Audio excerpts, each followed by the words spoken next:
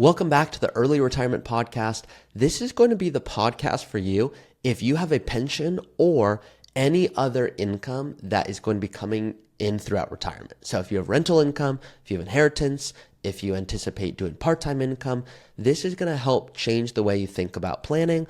And I'm going to tell you exactly why I'm doing this. So if you look at my screen, I know a lot of you are listening on the podcast apps. I'm going to read it out. I will have a lot of people that will submit questions through my website, earlyretirementpodcast.com, which you can do. And I'll have people book a call to work with us. This is someone who recently booked a call. I'm speaking to them in 2 months from now, and there's going to be a nice surprise for them because I'm actually going to use them as a case study, but they don't know it today. So when I speak to them, I'll say, hey, I actually ran a kind of case study for your case, not to say the word twice, but it might give them a little bit of insight before, they actually start working with us. So anyways, to get to the point here, I say, please share anything that will help prepare for our meeting. And they said the following: I plan to retire early 2026. I'll have a pension with 100% survivor benefits, $220,000 a year. Wife is 5 years younger, highly compensated, $1 million plus a year, and won't retire until 2030, 2035. So who wants to be their best friend? Just kidding. Okay. So guys, they're obviously in a good spot. They know that. Why are they reaching out? I imagine it's because they're seeking guidance on tax strategy, and maybe they don't want to be an advisor in retirement and have to handle the finances. I don't know. But that is why we exist, and I get to explore that on a call with them, just like I could do with any of you guys. Now, today, I'm going to start with my favorite quick story. I'm going to go through a review, an interesting one for you. And as always, these videos are going to stay on YouTube, so you can watch this. If you're listening on the podcast app, awesome. That is how I listen to podcasts. I rely on all of your feedback to help me grow the show. So if you find anything we discuss somewhat valuable, please do leave a review. I appreciate it more than you know. Now, here's my fun quick story. So this couple reached out months ago, and they said, this is going to sound really weird, Ari, but I'm 83 and I have 100% equity. So you're going to freak out. I said, maybe not. I don't freak out that easily. And they're like, okay, big shot. So I said, look, tell me why you have 100% equities. And they said, I have a pension that covers all of my needs. So theoretically, if my $3 million portfolio went to zero, I'd still be okay. I said, I love the thinking. And if any advisor tells you to do anything other than what you're doing, I will not trust them. And they're like, huh? I thought you're just an advisor and you're going to tell me as I get older, I should be more conservative, and I'm 83 and 100% equity is kind of crazy. I said, if you had no pension, it's a horrible recommendation, and you should not do that, because if markets don't do well and your 3 million goes to 2.3 million, you might not be able to spend and do what you want to do in retirement. So the point of the story here is you should not have a cookie cutter strategy. I have this jar that I talk about a lot because it's one of my favorite gifts that I was given to me. And it says anti-cookie cutter jar, love the pod, because I don't believe in cookie cutter planning.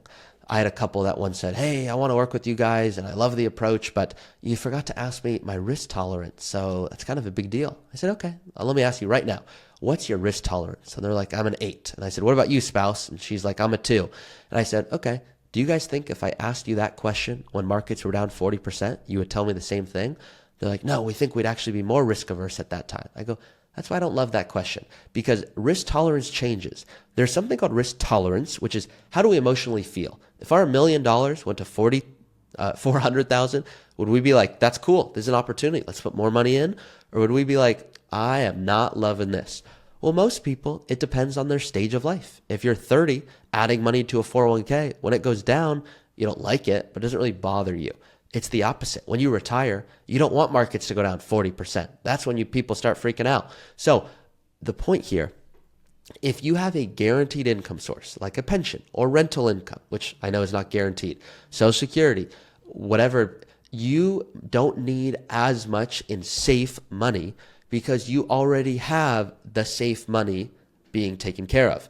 If you want to spend $100,000 a year and you have $60,000 coming from a pension, you don't need $100,000 from your portfolio. You need $40 to make up the difference. Now, maybe you need 60 because you need to go pay taxes to end up with 40 so that after taxes, adjusted for inflation, you have your assets. But that's the point of the story here. So let's look at this example.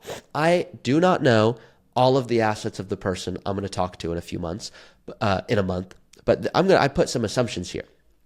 I use the same case study from last week.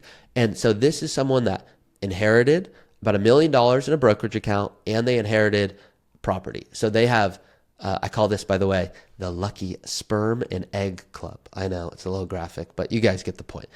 And by the way, I stole that from a mentor of mine who has the best jokes in the world. So I made it sound like it's my phrase, not my phrase. So 2.8 million property, 3 million in liquid assets. They've got 401ks and Roth and brokerage and HSA and 529s and all this stuff. So this couple, let's assume they told me that they wanted to spend $100,000 a month in retirement. $100,000 a year in retirement, not month. That'd be wild. But I have seen someone who wants to spend $40,000 a month. That's the most I've ever seen. So $100,000 a year. Well, they have $3 million. Now, all these different accounts have different, tax implications, but let's just keep it simple. What's 4% of $3 million? Well, that's $120,000. So I think it's a safe estimate to say that if we were to essentially create $100,000 of income, that we would need to sell $120,000 worth so they could end up with $100,000, which is what they'd love to spend in retirement. Now, the first thing I would say here is they're not going to spend $100,000. They're going to spend more when they have their energy and their health, then a little less, then it's going to shoot up again. It's a dynamic moving thing because that's real life. But the point here is this couple's in a good spot. So let's assume they want to retire today, which they don't. This couple is in 49 and 51. They're not retiring for 10 years. But the idea here is this couple is wondering, how much should I have in equities or fixed income? Well, I like having at all times 5 years of safe assets. So no matter what happens, you're going to be okay. And the reason I do this is because I show this fun chart here, and this was put together by another advisor. And you can see it says bear markets. A bear market, and I'm going to read this for all you podcast listeners. A bear market is when stock markets drop by at least 20%. Here's a look at how long bear markets have lasted before the recovery. So the shortest ever bear market was 33 days during COVID. The longest ever was 929 days, meaning the longest ever bear market until it fully recovered. You didn't make money, but it recovered, was about 3 years. And the average is a little over a year. So I'm extra conservative and I double the longest ever bear market because that's who I am. So now you have 5 years worth of safe assets. Well, this person wants to spend $100,000 a year. 5 years times 100,000 is 500,000. So what is 500,000 divided by $3 million? Well, that's 16%, which means on paper, this person's asset allocation should be 84% equities and 16% fixed income. Make sense? 5 years of safe assets. That's assuming they're retired today. They're not retired today. This couple's not retiring in 10 years. So because of that, they should have way more, arguably 100% in equities, assuming they're comfortable with that level of fluctuation. And that's the next graph that I would share if, once again, I'm working with a client. This is a really cool graph talking about the best, worst, and average investment returns by allocation. So if we look at a 100% stock allocation at the bottom here, and I'm going to explain this once again, the worst 100% in a single year has ever done, if you had all equities, was 43.1%. The best it's ever done was 54.2%. On average, it does 10.3%. So I would, with a couple, say, hey, let's talk about it. Like, is there any amount that if it went down, you'd be like, I just can't sleep at night? Okay, let's factor that in. So we're going to go one step deeper. Stick with me here. This does not include any pension. So let's assume this person had a pension and the pension was, let's keep it easy. Let's say $80,000 a year. They want to spend $100,000. Well, how much safe money do they need? Well, they want to spend $100,000 a year, every single year, hypothetically. $80,000 a year is coming in through a pension no matter what. Well, if $80,000 is coming in no matter what, that means we need $20,000 from their portfolio so they can spend $100,000. What's 20 times 5? That's $100,000. So all we have to do is take $100,000, don't really need the calculator for this, but that's 3.3%, which means hypothetically they could have a 6.7% equity allocation and a 3.3% fixed income allocation so that I could sleep at night as their advisor with enough root reserves. But the couple that we are talking about today, they have way more coming in through their pension. They make a super healthy income. So if that's the case, we largely are going to want 100% equities growing for us because you have a pension that's allowing you to have that level of flexibility. So if you have those assets like this person here, they should be thinking about tax strategy. And the reason they should be thinking about tax strategy in a big way is because if they have a pension, what that means is their 401k is going to be growing like crazy because we don't have to withdraw from it and it's just going to keep growing. So they're going to have a huge tax opportunity. The reason that opportunity will exist is we're not withdrawing from their pension. We're not withdrawing from their portfolio because they have the pension, which means their portfolio will keep growing like crazy. So what you can see here, this once again on my screen, but of course, if you're listening on the podcast app, that's perfectly okay as well. There's something called Roth conversions. Now, Roth conversions make a lot of sense for people who are going to be in a way higher tax bracket in the future. So for this couple, you can see if I try to fill up the 22% bracket, it's not going to make a difference. Now, some of you are like, why? Well, the reason is if you have a pension, you're already in that tax bracket. So you might need to do Roth conversions at a higher rate, which will not always be the most fun because you're paying taxes at a fairly high rate, but it's to avoid paying taxes at an even higher rate in the future. So you can see here for this couple, they're 51. If they retire at 59, it's hard to see here, I know, so I apologize. We'll beat up the software company together. But they have this little green sliver here. The green sliver is from 59 until 67, Social Security for them, even though I would argue they should delay further. Regardless, this is them getting about 1.3 million more tax-free dollars at the end of their life by doing good Roth conversions. But watch what happens if I increase this further. What if we say, hey, let's go pay taxes at the 32% bracket? Well, now there's 15 million more dollars in value, and you can see the green very clearly. The reason these conversions are so helpful is because if we go and look at what's called the retirement cash flow section, and I'll, of course, always be explaining this because I listen to podcasts on the apps as well. What happens is if we look at ending balance per account, I mean, theoretically, this couple, if they have $220,000 coming in every single year, that is probably going to meet all of their goals and then some. So their brokerage account, it's going to be worth, $4 million by age 70. Their 401k could be worth $10 million. Their Roth 401k could be worth $700,000.